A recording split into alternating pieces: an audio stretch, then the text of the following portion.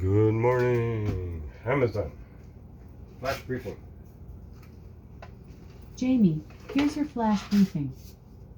In NPR News. Happy Friday.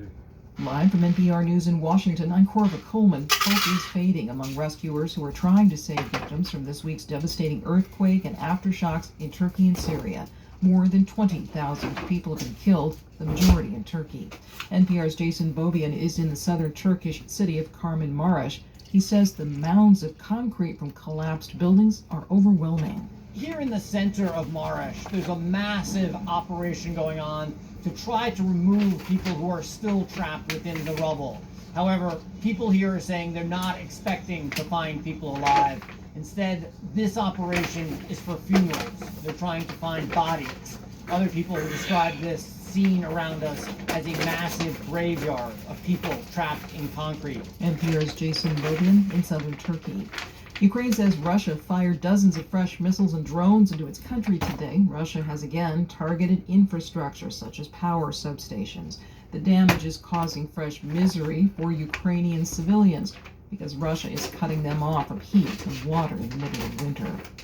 In a reflection of the state of the pandemic, NPR has learned that an indispensable resource on the coronavirus over the last 3 years is shutting down. NPR's Rob Stein has the story. The Johns Hopkins Coronavirus Resource Center is ceasing operations. The center launched in March 2020 because of a dearth of real-time accessible data about the virus.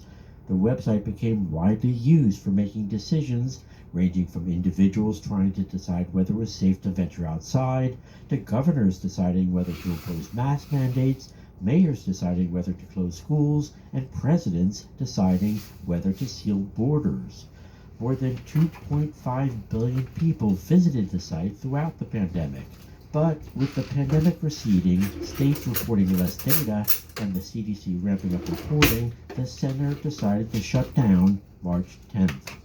Rob Stein, NPR News. A survey from several human rights groups finds a rise in hate speech on Twitter aimed at LGBTQ activists. NPR's Derek Kerr has more. Harassment of LGBTQ activists has intensified on Twitter over the past few months. That's according to a survey by advocacy organizations including Amnesty International, GLAAD, and the Human Rights Campaign. The groups say Twitter is, quote, failing to protect marginalized people. Elon Musk took over as CEO last October and immediately instituted a business overhaul. He got rid of the platform's global human rights team and fired much of its trust and safety team. Anyway, the survey found 60% of respondents experienced an increase of abusive speech. Other civil rights groups have said they've also seen growing harassment on the platform. Twitter didn't respond to requests for comment. Derek Kerr, NPR News. You're listening to NPR. South African President Cyril Ramaphosa has declared a national state of disaster in the name of to equality, deal with the country's electricity crisis. Kate Bartlett reports from Johannesburg that South Africa has been grappling with daily scheduled power cuts known as load shedding. In his State of the Nation address, Ramaphosa said South Africa's most pressing priority was to restore energy security. In order to ease the pressure on the overstretched grid, many here are losing power for up to 10 hours a day, devastating businesses. Ramaphosa said the state of disaster would better allow the government to deal with the crisis. They need a separate locker and showering room. To provide practical measures that we need to take to support businesses. For the equality of the sport. A number of businesses, for instance, in food production, fair sporting, storage, retail supply chains. They're all about equality. The State of the Nation event was disrupted by rowdy members of the opposition economic freedom fighters. For NPR News, I'm Kate Bartlett in Johannesburg. Pennsylvania Democratic Senator John Fetterman remains hospitalized in Washington, D.C. after feeling lightheaded. Doctors say testing has ruled out a stroke. Retired NFL quarterback Brett Favre is suing the state of Mississippi's auditor and 2 national sportscasters. He is accusing them of defaming him in discussions about how certain welfare money in Mississippi was spent. The state of Mississippi is suing him and several people or businesses to recover money linked to a fraud scheme. Favre has never been charged in the scandal. I'm Corva Coleman, NPR News in Washington. So in other words, if you're a female, you want to play on the boys' team, the men's team, you got to be a muscle builder. You got to when he was 20? I don't know how to describe it. And if you're Pulls a Up. big bulky Interviews man, with creators and you you want love to play on a and female creators you team, need to know. From MaximumFun.org and NPR. unless they're all bulky. Listen to this podcast sponsor-free on Amazon Music with a Prime membership or any podcast app by subscribing to NPR News Now Plus at plus.npr.org. That's plus.npr.org.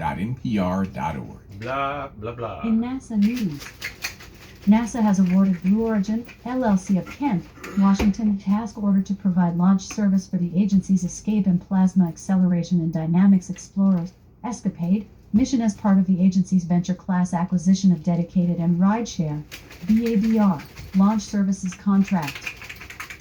Rideshare launch services? NASA is now Good. seeking We wouldn't wanna procurement launch it by ideas and themselves. solutions to encourage innovation from diverse perspectives, improve reach, reduce barriers, and ultimately meet and exceed agency goals.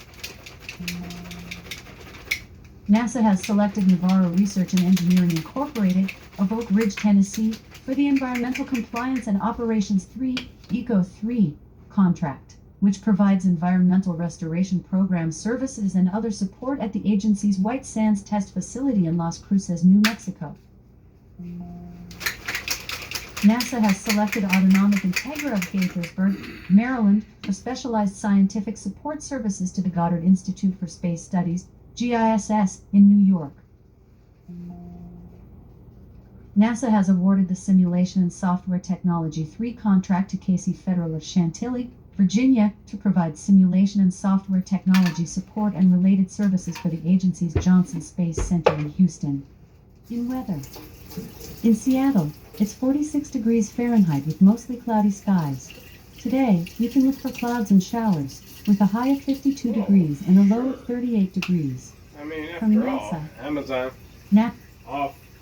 You did say it was mostly cloudy, so yeah, we could look for clouds there, I guess, if we wanted. For sure. That doesn't mean we will. All right, Amazon, tell us a joke. Amazon, tell us a joke. What keeps a sheep up at night? A Velcro fence. A Velcro fence. That does not keep the sheep up at night. If anything, it keeps them on the fence. Oh, gosh. Fence isn't above them, is it? Whatever. Amazon, tell us a joke. I was just thinking about parallel lines. They have so much in common. It's a shame you'll never meet.